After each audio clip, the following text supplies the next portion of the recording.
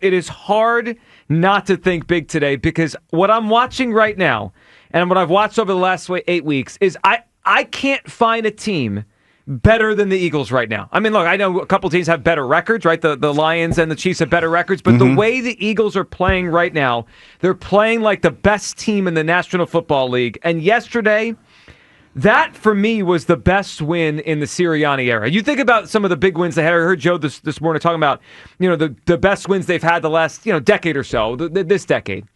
And I just thought about it from this perspective.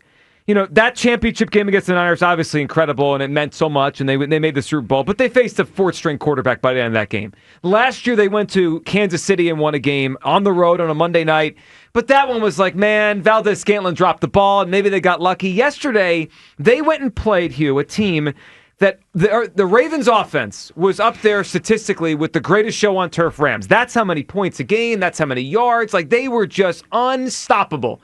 And until garbage time yesterday, the Eagles' defense dominated that football game. They didn't let Lamar get going. They didn't let Henry get going. And then we got the ultimate closer in Saquon Barkley between the offensive line, not turn the ball over, special teams, defense. This looks like a championship team. Hugh, that was unbelievable yesterday. It's that want to, Joe. When I look at this defense, especially as I look at the defense, they're not making a whole lot of mistakes. And that's key. When you're playing good defense, it feels like everybody's on the same page. Everybody understands the assignment, and guys are flying around making plays. Zach Bond, man, you said something last week where he probably is the best 53 in the city. Dude, he's balling. Give props to him and the way he's come in and has become like something that everybody's proud of. A linebacker, we haven't had too many good ones in a long time. He looks like one of the better ones. He really, really does. We talk about how great Saquon has been with this team. Zach Bond has been pretty impressive himself. Well, he's been incredible. The whole defense. I mean, yesterday they all made plays. The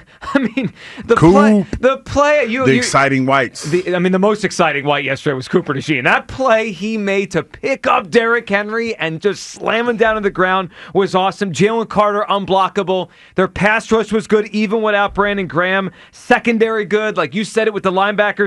And then, Hugh, the offense yesterday wasn't, I would say, an overwhelming day offensively, but they just kept chopping away, and they just kept, and you said this a lot, this run game with Saquon, it's not a matter of first quarter, second quarter, third quarter. If you stick with it, eventually the dam breaks, and in that fourth quarter, when they put the game away, the dam broke. And Saquon, he had 61 yards in the first quarter. No running back in the NFL this year had that many yards against the Ravens for a full game. Fourth quarter, Saquon Barkley, Hugh, is just he's the most unstoppable player in the league in the fourth quarter. Yeah, man, and this offensive line, everybody, it's amazing to me how when guys are playing well, like Saquon Barkley, you'll hear the national pundits, they'll try to discredit what he's doing by saying stuff like, well, he's playing against that elite offensive line. Dog, that's what it's synchronicity. It's symbiotic. You can't have, when you look at Adrian Peterson, what he was able to do, maybe they were unsung offensive line, but they blocked well enough for him to do his dang job. I don't get how people find it so hard to just give this man credit. He was in a bad situation in New York, no question about that. Offensive line wasn't good, and everybody said to a man, what would he look like if he played with a better team? Well, we're seeing it. Now you're seeing it. So give that man his props. I know it's hard for some of y'all, because you're the small-minded thinking to get outside yourself and get a man the props. But he's playing well. And the offensive line is taking extreme pride and making sure that they have those holes open for him. Yeah, they are. And they're right now, the way they look for the past 2 months is compared to where they were in September, it's almost a different world ago. Like, it's hard to even remember what that football team was. 8 straight victories here. 215-592-9494. We're watching one of the greatest Eagles defenses we've ever seen. I mean, and Hugh, the numbers are starting to pile up. Yeah. Only 19 points for the Ravens yesterday. Yeah, but I am viewing, I could just picture the green beard in here and the whole month of January, because I'm sitting in the catbird seat. No, you're not. That catbird seat. No, listen, and I know people want to point it out. Listen, I never, ever, ever, ever am excited about a team scoring on my birds. Don't lie. I'm not. But I did notice it did bump that average up a little bit when they scored that last one. You're missing the point here. No, I'm not saying they held the Ravens with the most high-powered offense to 12 points until garbage time. And you know what the best part about the way that they're playing? They don't get tired. They were out there the whole third quarter. Them cats are still out there flying around. Yeah, the Ravens won time of possession 33-51 to 26-09. You're right, it didn't matter. Extra snaps for Hunt and for Smith. They all played well. This team now is in an upper echelon. They're one of the best teams in the NFL. We have a legitimate chance to win the Super Bowl. 215-592-9494. How you hop in? I thought yesterday was the most impressive win of the Sirianni era. Alta is considered on the road against that kind of offense to do that. Incredible. Let's hear from Sirianni talking about the physicality of his football team. I know that's always impressive. They had to match ours. We know we're a physical team. We know they're a physical team, and that was our message going in. That they got to match our physicality, and again, that's a very physical team. That's a well-coached team. That's a team with a lot of good players. But yeah, I'd like the question rephrased a little differently. I love that answer from Sirianni. Look at Coach Sirianni coming into his own. That's pretty good. He ain't in the meetings long talking no more.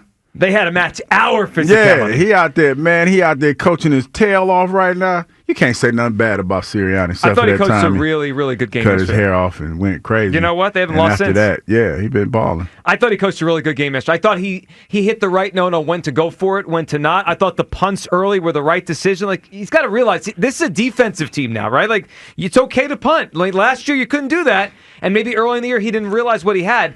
When you got a defense like this, punt, pin him back, flip the field, and play that game. Yeah, man, it's amazing. Want to. And I saw a lot of that yesterday. And I know I'm gonna say some things that a lot of people probably aren't gonna understand, but Jalen Carter's a whole man. He's amazing. He's amazing. Somebody like, what's the difference between a whole man and a man? I mean, I said it wrong. He's a man and a half. He's a man and a half. He's a man and a half. To put it in perspective so everyone can view it, I'm like a half a man. He's a man and a half. No, he's a man and a half, man. He is a man and a half. And I know we're going to sit here and we're going to talk about all the contributions that everybody made yesterday. Mm-hmm. But I'm going to tell you one thing that I know for certain.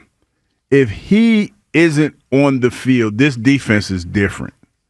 Because when I'm watching the game and the level of pocket push that he gives on a consistent basis, like, you can't leave him one-on-one. And sometimes you leave him two-on-one, he still wins that battle. But it's obvious to me watching this game that the one thing that this quarterback couldn't do and he wasn't trying to do for a lot of the game, can't step up. And when you can't step up, Joe, that allows the defensive ends to run that hoop, that allows them to get an opportunity to get to the quarterback, because the quarterback is not stepping up. Because if you step up, you're stepping up to Jalen Carter, putting hands on you. Then shout out to Jordan Davis, too, man. He had a decent game yesterday as well. They all played well. I mean, like, every week we come in here and we're like, well, he played well, and he played well, and that's how you develop a top 5 defense in the NFL. 215-592-9494. I thought it was interesting, just kind of the juxtaposition where we were 1 year ago when the Eagles went up against one of the best teams in the NFL, and let's just be real, they got punked. I mean, they got smacked at home by the 49ers the same week last year to now where they are. Let's listen to Sirianni after the game, just putting one more coffin, saying, yeah, last year, that's over. This is a different team. Obviously, a big win over a good team. You had big wins over big teams last year, and last year's straight down the stretch did not turn well. Why do you feel like the way you're reacting to these wins differently? Last year's over. You heard him. We don't care about last year. We learned what we needed to learn from last year, and what we needed to do off of that.